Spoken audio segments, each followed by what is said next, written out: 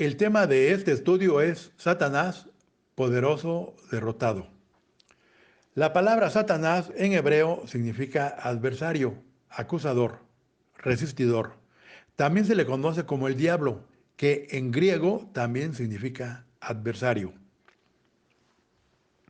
En la Biblia se le dan muchos nombres como príncipe de este mundo, príncipe de la potestad del aire, padre de mentira, el acusador, el tentador, entre otros. Oremos.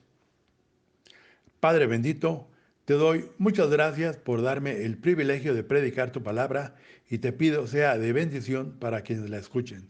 En Cristo Jesús. Amén. Empecemos hablando de la creación de Satanás. En el libro de Ezequiel, en el capítulo 28, se habla del príncipe de Tiro. Sin embargo, cuando se relaciona a este personaje con los versículos 12 a 18, es claro que estamos hablando de Satanás. Ezequiel capítulo 28, versículos 12 a 18 nos dice, leo, tú eras el sello de la perfección, lleno de sabiduría y acabado de hermosura.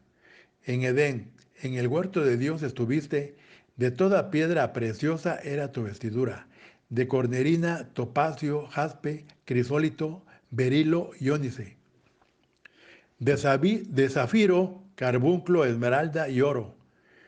Los primores de tus tamboriles y flautas estuvieron preparados para ti en el día de tu creación. Tú, querubín grande, protector, yo te puse en el santo monte de Dios. Allí estuviste en medio de las piedras, de fuego te paseabas. Perfecto eras en todos tus caminos desde el día que fuiste creado hasta que se halló en ti maldad. A causa de la multitud de tus contrataciones, fuiste lleno de iniquidad y pecaste. Por lo que yo te eché del monte de Dios y te arrojé de entre las piedras del fuego, oh querubín protector. Se enalteció tu corazón a causa de tu hermosura, corrompiste tu sabiduría a causa de tu esplendor. Yo te arrojaré por tierra, delante de los reyes te pondré para que miren en ti. Con la multitud de tus maldades y con la iniquidad de tus contrataciones, profanaste tu santuario. Yo pues saqué fuego de en medio de ti, el cual te consumió y te puse en ceniza sobre la tierra a los ojos de todos los que te miran. Hasta aquí la cita. En ninguna otra parte de la escritura se enfatiza la importancia, la belleza, la magnificencia y la jerarquía de Satanás más que en este pasaje. Debe quedarnos claro que Satanás fue creado como un ángel no caído, lleno de perfección, hermosura y esplendor, como guarda del mismo trono de Dios, según los versículos 12 y 14. Y precisamente por la gran magnificencia con la que fue creado, se enalteció y corrompió su sabiduría, según nos dice el versículo 17.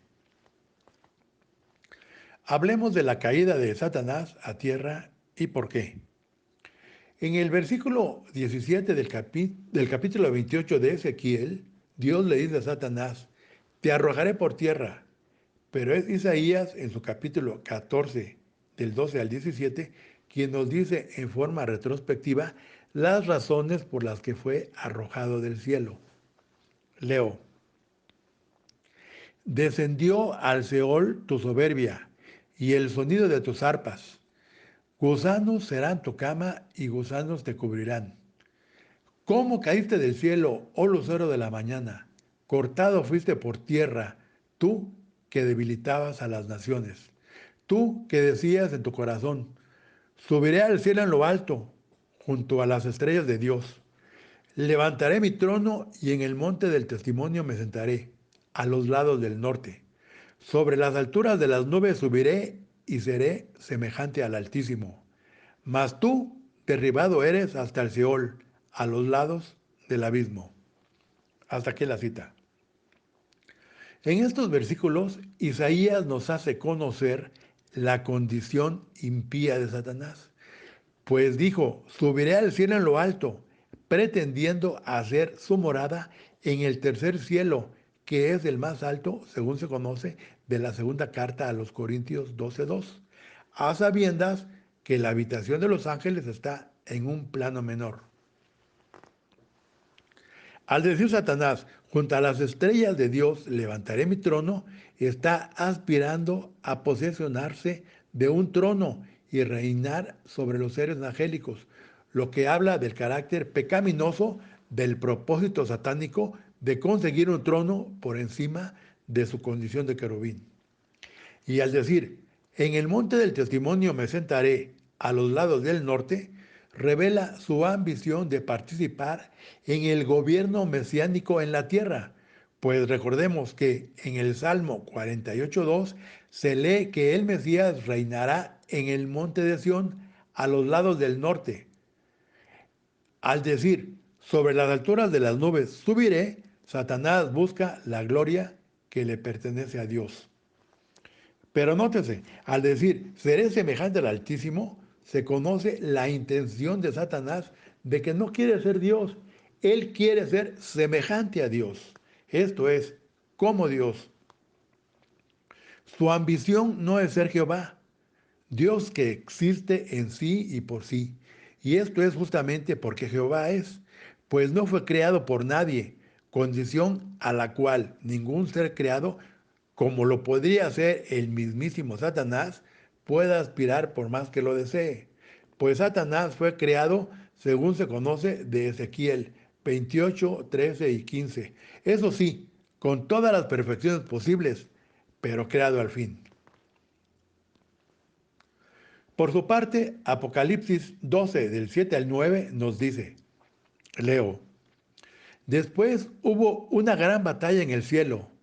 Miguel y sus ángeles luchaban contra el dragón, y luchaban el dragón y sus ángeles, pero no prevalecieron, ni se halló ya lugar para ellos en el cielo. Y fue lanzado fuera el gran dragón, la serpiente antigua que se llamó Diablo y Satanás, el cual engaña al mundo entero. Fue arrojado a la tierra y sus ángeles fueron arrojados con él. Hasta aquí la cita. La maldad no empezó en el jardín del Edén, sino en el cielo, y como un repudio directo a Dios por parte del ángel de más alta posición, pues ello se conoce de Apocalipsis 12, 7 al 12, en que se dice que hubo una gran batalla en el cielo en la que Miguel y sus ángeles lucharon contra el dragón y quienes le seguían. Pero estos últimos fueron derrotados y ya no se halló más lugar para ellos en el cielo. Así que Satanás fue arrojado a la tierra con todas sus huestes. Es verdad que Satanás desde el inicio no ha cesado de pecar, pero el pasaje de Isaías hace referencia a su pecado inicial y, como consecuencia, su arrojamiento del cielo.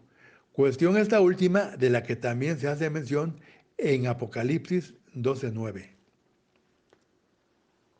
En Lucas 10:18, en la misión de los 70, que regresaron con gozo, diciendo al Señor Jesús, aún los demonios se nos sujetan en tu nombre, Jesús les dijo, yo veía a Satanás caer del cielo como un rayo. Aquí en la tierra Satanás se ha encargado de engañar a todo el mundo y se le considera como el opositor de Dios.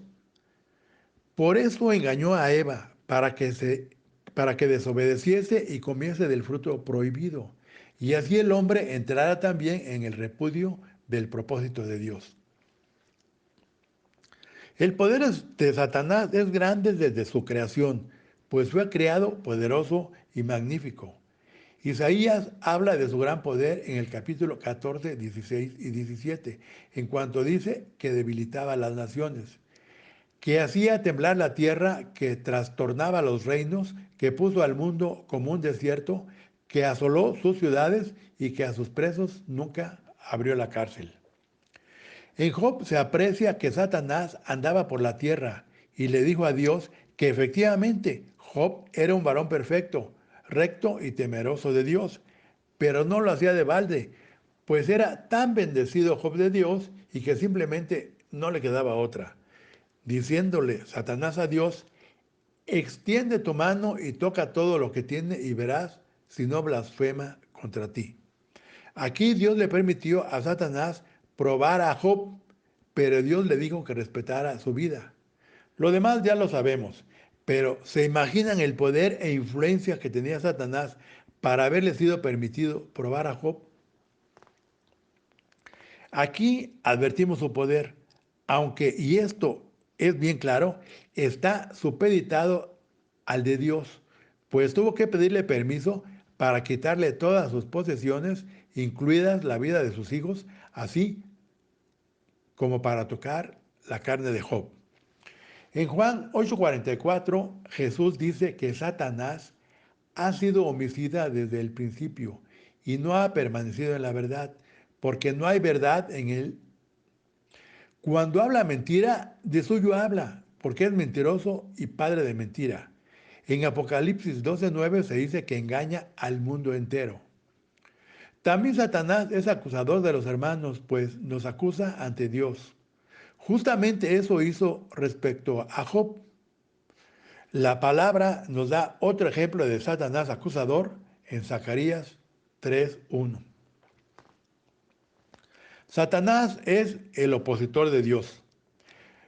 En el Antiguo Testamento, Satanás engañó a Eva para que desobedeciera y comiera del fruto prohibido, y así provocar la caída del hombre y frustrar el plan de Dios. En el Nuevo Testamento se le conoce como el padre de mentira, el tentador y el acusador. Antes de iniciar su ministerio, Jesús tuvo que resistir las tentaciones de Satanás durante 40 días, pero Jesús apartó cada vez al tentador con una cita de la Escritura, revelando así su confianza en Dios y en su propia identidad. ¿Por qué tentó Satanás a Jesús?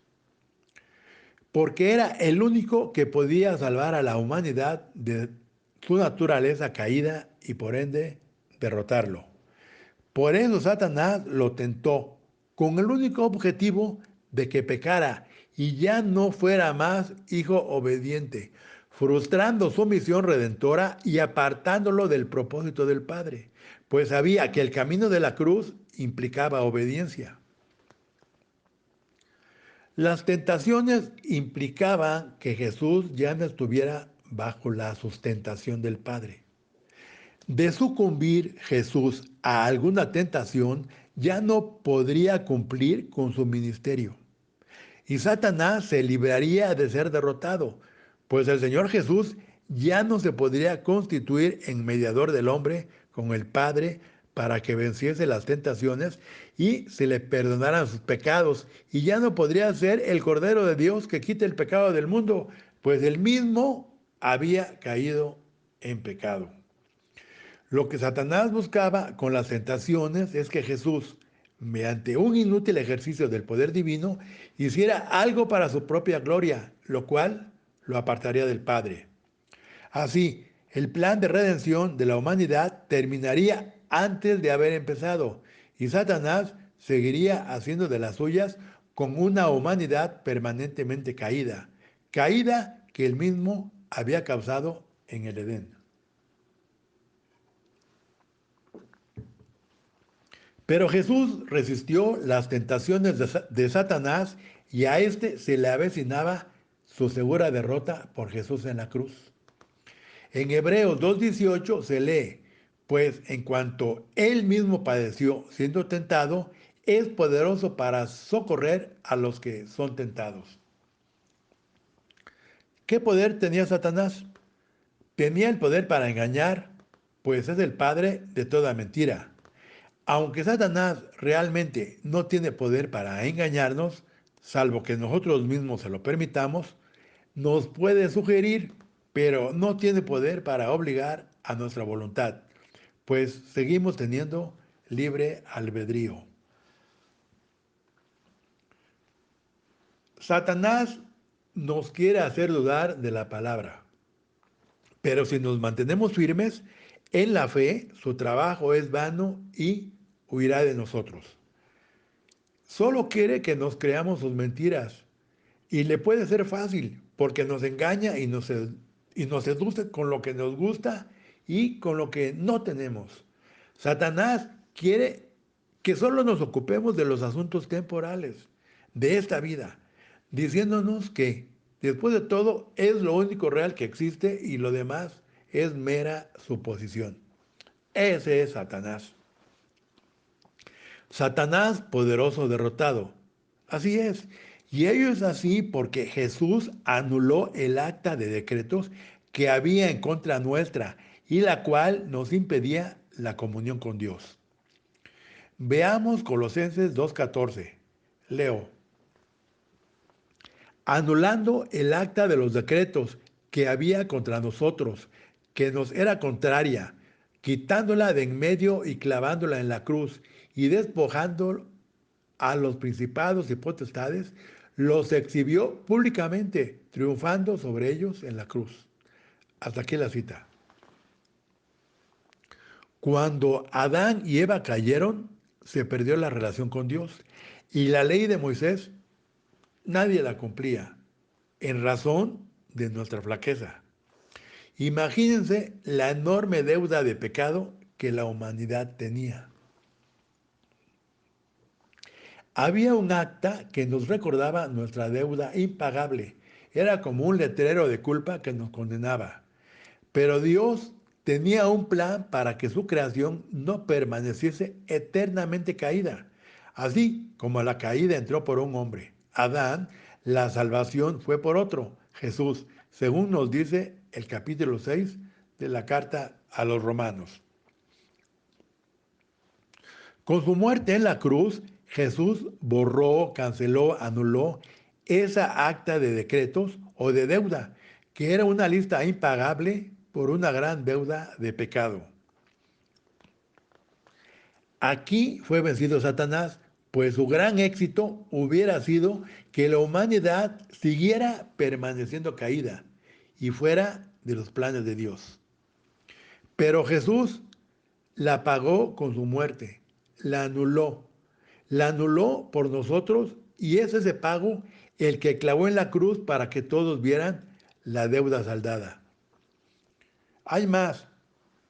La muerte de Jesucristo no solo anuló el acta deudora, sino que despojó a los principados y potestades, los cuales tenían que ver justamente con la caída del hombre. Estamos hablando de Satanás. La palabra despojar se usa aquí en el sentido de que le quitó las armas y la armadura al enemigo vencido y derrotado.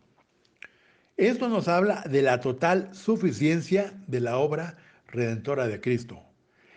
Satanás fue derrotado por la muerte de Cristo en la cruz y fue expuesto a la vergüenza pública, como cuando los romanos llevaban a los cautivos en un desfile triunfal. Aquí fue derrotado Satanás, pues la humanidad ya no permanece caída, pues Jesús anuló esa sentencia de culpabilidad que teníamos y que impedía la comunicación con Dios. Y se constituyó en mediador entre Dios y los hombres, según la primera de Timoteo 2:5, que nos dice que hay un solo Dios y un solo mediador entre Dios y los hombres, Jesucristo hombre, de tal forma que los hombres pueden arrepentirse de sus pecados y volver a la obediencia a Dios.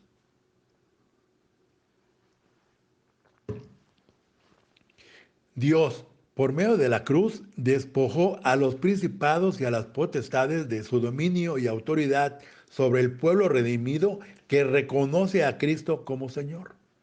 El hecho de que los haya exhibido públicamente confirma que no han sido aniquilados, sino que se ha puesto un freno a su autoridad. En todo el Nuevo Testamento se hacen numerosas referencias a la continua lucha de Satanás para obstruir la difusión del Evangelio. En 2 Corintios 4:4 se nos dice que Satanás cegó el entendimiento de los incrédulos para que no resplandezca la luz del Evangelio de la gloria de Cristo. En Efesios 6:10 al 18 se dice, leo, Por lo demás, hermanos míos, fortaleceos en el Señor y en el poder de su fuerza.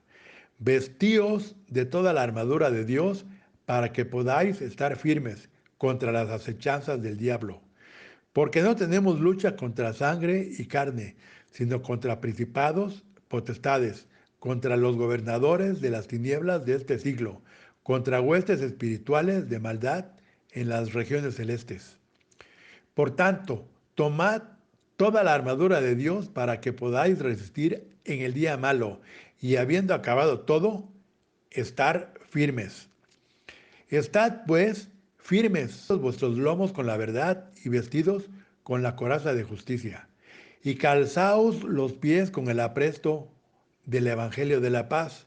Sobre todo, tomad el escudo de la fe con que podáis apagar todos los dardos del fuego del maligno. Y tomad el yelmo de la salvación y la espada del Espíritu, que es la palabra de Dios, orando en todo tiempo con toda oración y súplica en el Espíritu, y velando en ello con toda perseverancia y súplica por todos los santos. Hasta aquí la cita. Esto es justamente la razón por la cual el diablo, sabiéndose derrotado, nos hace dudar de si la palabra es suficiente para dejarnos guiar por ella. Nos hace dudar si Dios escucha nuestras oraciones. Nos hace dudar y nos engaña para que no usemos la coraza y el escudo de la fe, pues sabe que con esas armas Él nada nos puede hacer. Debemos estar pendientes, pues en la primera de Pedro 5:8 se dice, sed sobrios y velad, porque vuestro adversario, el diablo, como león rugiente, anda alrededor buscando a quien devorar. Recordemos que en Apocalipsis 12, 10 y 11 se nos dice que entonces oí una gran voz en el cielo que decía, ahora ha venido la salvación, el poder y el reino de nuestro Dios y la autoridad de su Cristo, porque ha sido lanzado fuera el acusador de nuestros hermanos, el que los acusaba delante de nuestro Dios día y noche. Satanás está derrotado y solo falta que actuemos en consecuencia. ¿Cómo? Poniéndonos la armadura de Dios. Así le podemos resistir de cualquier embate por fuerte que sea. Y aunque ande buscando como león rugiente a quien devorar, no podrá contra nosotros, pues está derrotado. Y solo únicamente nos puede engañar si nosotros se lo permitimos. Así que somos más que vencedores por medio de Cristo Jesús, según nos dice Romanos 8:37.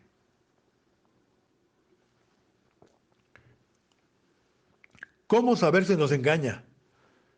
Si tenemos solo un pensamiento, solo uno, que va en contra del cumplimiento de la palabra de Dios, ahí nos está engañando. Pues lo único que quiere es que no seamos hacedores de la palabra. El adversario nos puede acusar de un pecado que realmente cometimos y nos sentimos muy mal por ello. Por eso ya no queremos ir a la iglesia, pues nos sentimos indignos. Eso es lo que quiere Satanás, pues todo el tiempo nos está restregando nuestro pecado para decir que le hemos fallado a Dios y no tenemos por qué buscarlo más. Y no lo necesitamos, pues así estamos muy contentos y muy bien. Por eso Satanás no quiere que nos arrepintamos y acudamos a Dios a través de su Hijo, pues ello significa que estamos obedeciendo a Dios y no a Satanás. Y por ese hecho no caemos en su influencia, pero sus acusaciones ya no nos pueden hacer ningún daño, no nos separan de nuestro Salvador. Tenemos algo muy simple para hacer vana esa pretensión del diablo. Si confesamos nuestros pecados, Él es fiel y justo para perdonar y limpiarnos de toda maldad, nos dice la primera de Juan 1:9. Y también nos dice, y si alguno hubiere pecado, abogado tenemos para con el Padre a Jesucristo el justo. Por eso Satanás tampoco quiere que nos arrepintamos, Pues si lo hacemos, Dios nos perdona y nos salimos de la influencia de Satanás. Pero aún si nos arrepentimos, Satanás quiere que no lo hagamos sinceramente. Pues en este caso Dios tampoco nos perdonará, pues no confesamos nuestros pecados con el deseo firme de no volverlos a cometer. Este es el momento para hacer referencia a la primera carta a los Corintios capítulo 5 del 1 al 13. Aquí Pablo nos habla de un hombre que fornicaba con su madrastra, por lo que pidió a la iglesia: quitad pues a ese perverso de entre vosotros, según se lee en el versículo 13. Sin embargo, un año después, al saber que este hombre se había sinceramente arrepentido de su pecado, le dijo a la iglesia, según se conoce de la segunda carta a los Corintios, versículos 7 a 11, que debían perdonarle y consolarle, para que Satanás no gane ventaja alguna sobre nosotros, pues no ignoramos sus maquinaciones.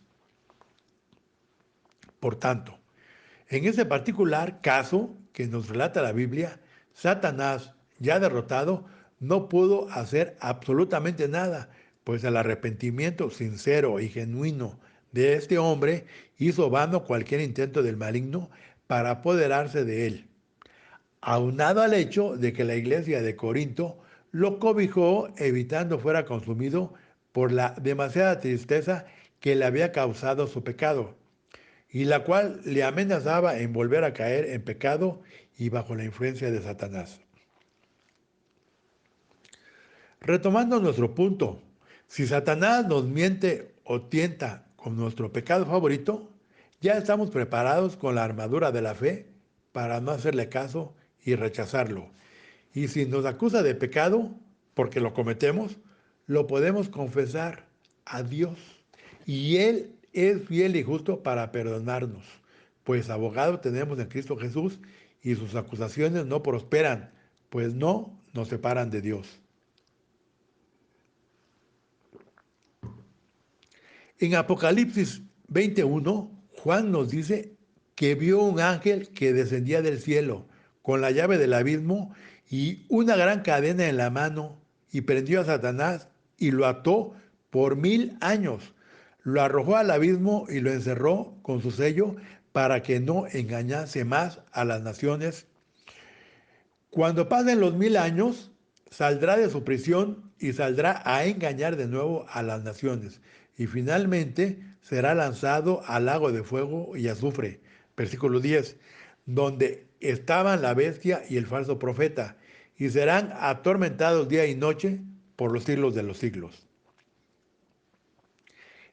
Este es el destino final de Satanás: el de ser completamente derrotado e inhabilitado y atormentado en el futuro, según la profecía. Pero ello no quiere decir que en el momento presente Satanás no esté derrotado, pues como se ha dicho, no tiene poder para engañarnos ni acusarnos, sino únicamente aquel que nosotros le demos al no fortalecernos en Cristo. No vestir la armadura de Dios y no fortalecernos con su palabra. Y no pedirle perdón a Dios ni arrepentirnos sinceramente.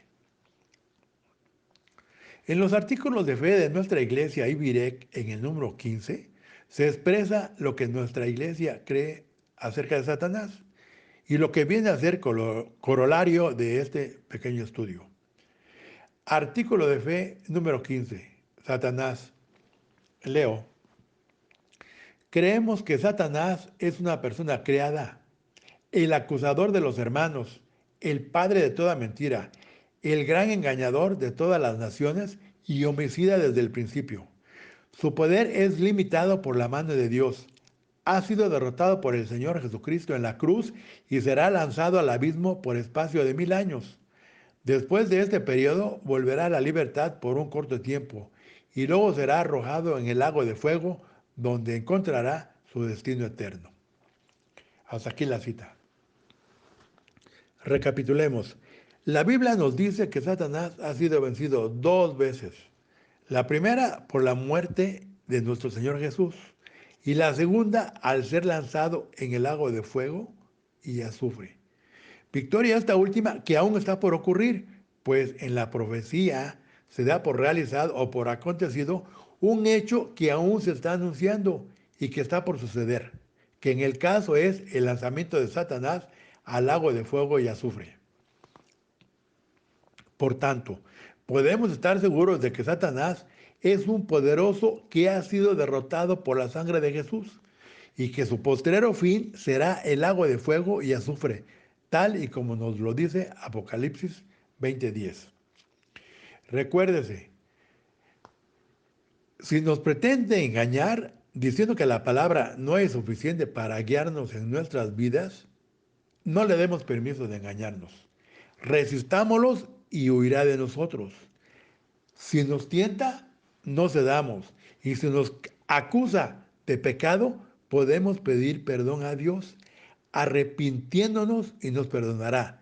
Y además tenemos como abogado para con el Padre a Cristo Jesús. Dios añada bendición a su palabra.